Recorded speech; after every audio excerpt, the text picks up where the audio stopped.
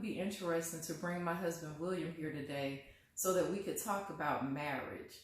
William, do you want to talk to them a little bit about our marriage and maybe how long we've been married and just some things that might be interesting to you?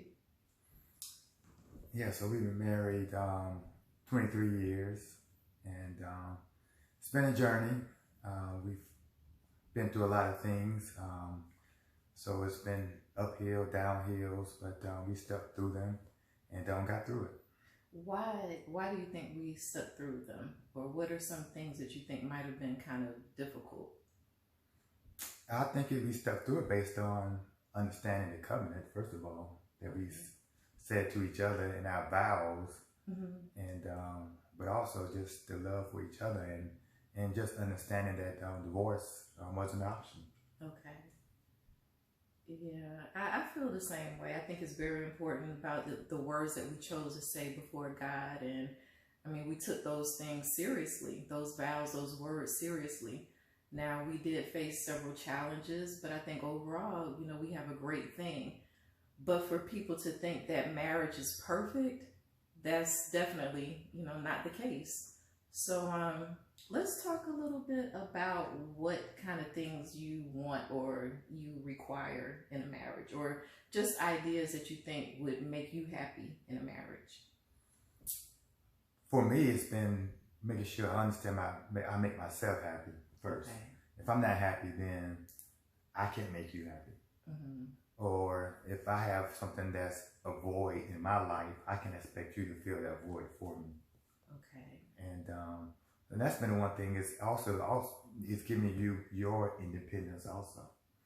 As you know, I'm not too stuck on trying to control you. I allow you to explore, just as you allow me to explore different things. So it's all about finding what you want, what you like, and continue doing those things.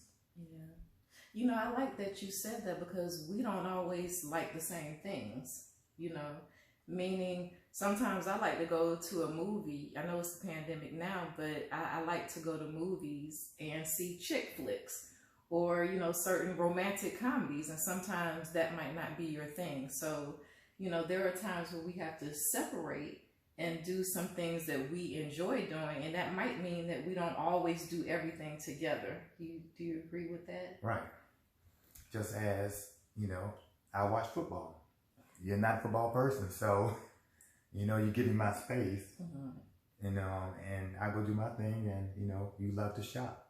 I give you your space to go out and do your thing. And then sometimes I think, too, like, even though football might not necessarily be my thing, I do sometimes watch it with you. Like, sometimes I think that in a marriage, you do have to do what your partner may, some things that they may enjoy. Even if it's not your favorite thing, you still may want to develop some type of interest, sometimes, so that you can do what that person wants to do occasionally. Yeah, because it's all about, first of all, it's about sacrificing. It's one thing, but also it's about exploring other things too. Growing up, you're used to doing your own thing and what you like to do.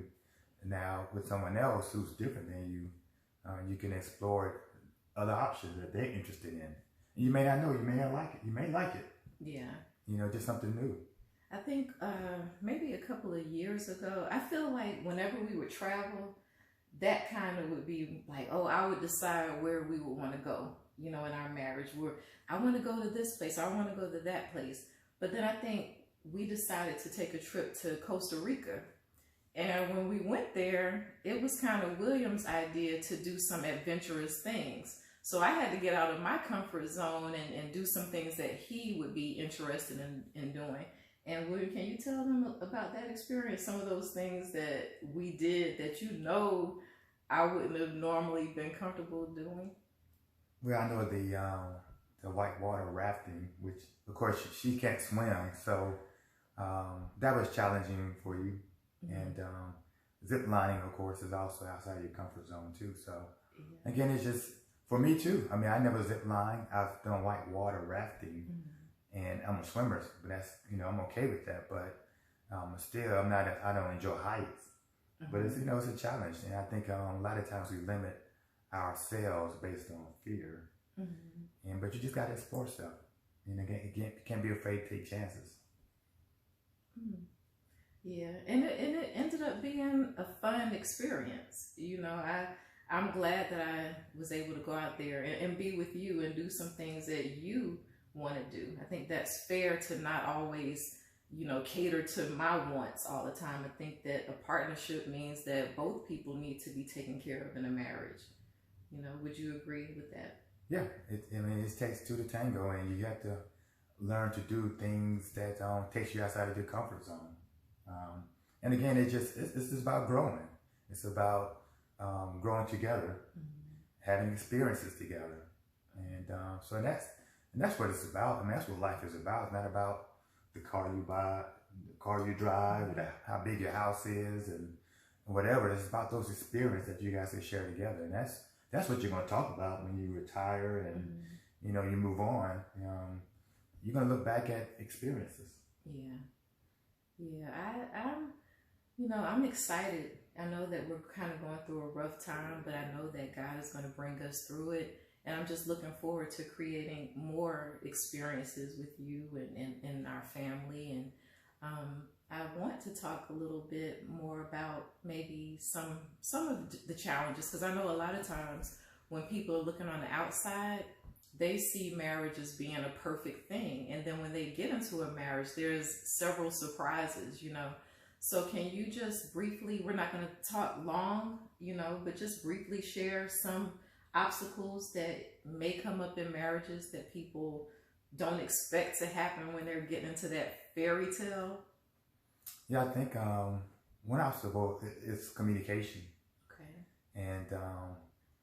And also it's that emotional part of it too. I'm not very emotional, but my wife is. Yes. And so I have to step outside of my comfort zone to meet her where she needs to be met. And of course, it's not a light switch where it doesn't happen. I've been unemotional for the last so years, and it doesn't happen overnight. So it's also it's growing, but it takes time. Like again, it's not a light switch where you just turn on and off. And I'm not going to also, it's going to be times where I'm not going to meet you emotionally, but yet, I'm going to learn from it and hopefully next time and get better. So it's not going to be just, a one-time thing and I get it right the first time. It's about growth. Yeah, I agree. I think a lot of times when people are in marriage, they have to kind of continuously work on themselves and not look to their partner to make them whole. Yeah. So a lot of times people come into marriages already broken and they expect for that mate to make them complete. Right. And that's not the case. So what I want to do though, I want us to be able to just speak to the audience and just talk to them about things, because I think it's beneficial that people in marriages are transparent. I think that we want to help people grow as we continue to grow. So I think that today we'll probably kind of cut it short, because I'm looking forward to us getting together again and having more conversations like this. So, is there anything you want to say before we end the conversation? Any encouraging words? I like to ask people that because you just never know what you might say that could touch somebody that's listening. I would say that marriage is a great experience. If you're expecting it to be happy all the time, it's not going to be. You're going to have challenges, but at the end of the day, when two people are joined together, it's a great experience, and your marriage can be great. It's all about what you put into it.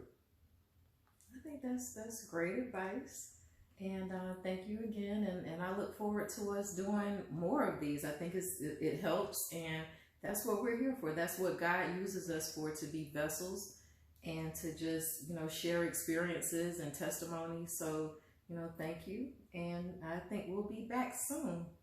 Okay.